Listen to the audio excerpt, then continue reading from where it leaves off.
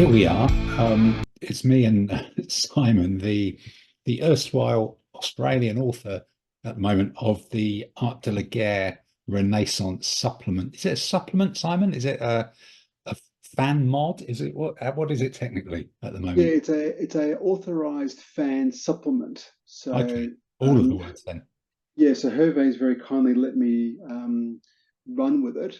Hmm. So long that the key thing is it's a supplement, so you need to own the ADLG rules to get the core mechanics, and the supplement really just provides the all the additional little tweaks and a couple of rules just so you can play the Renaissance period from 1500 AD up till basically 1699, 1700 when bayonets become very commonplace. Okay, and I think looking at the army lists, I have noticed that it's kind of pretty sort of European and Eastern Europe focused. So I guess is that a deliberate choice not to include the crazy Siamese and Chinese and pirates and that sort of stuff, or am I just misreading it?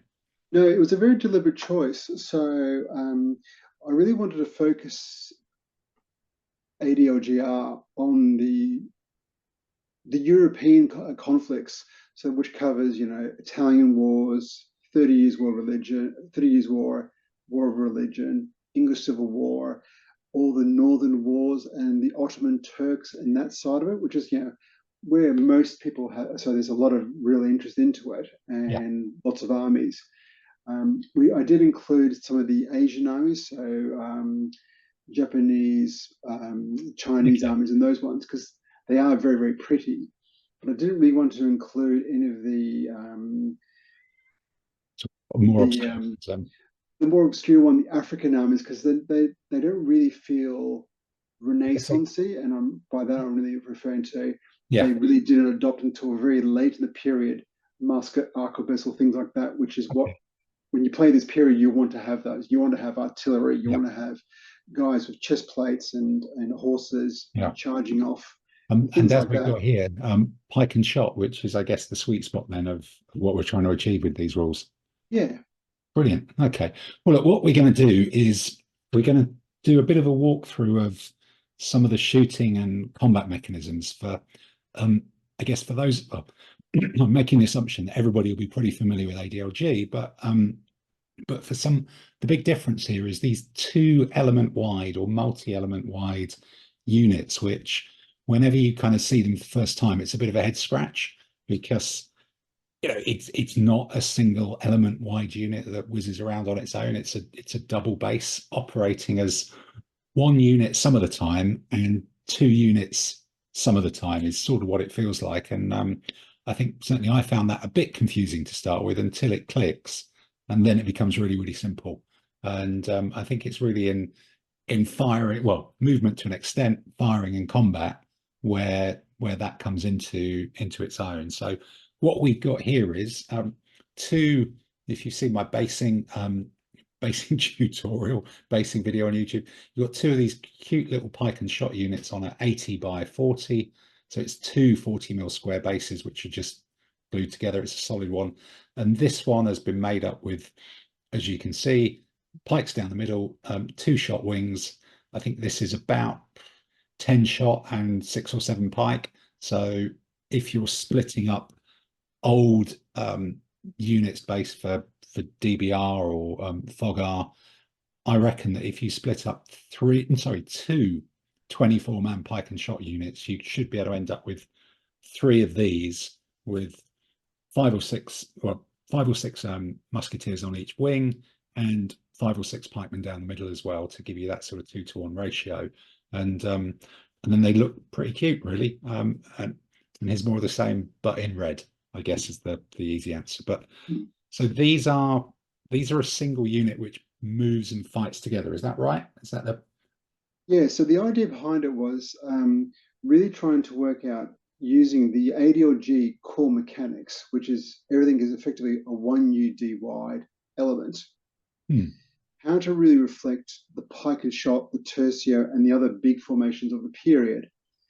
So we tried lots of ideas, but ultimately we came down to if we just effectively formed a permanent group of two elements and we then treated them both as a pike and shot, you get the feel of the period, but you can leverage a lot of the rules without having to write hundreds of pages of additional rules. So we really wanted to be able to allow a player to play ADLG and then go play Renaissance without their heads exploding.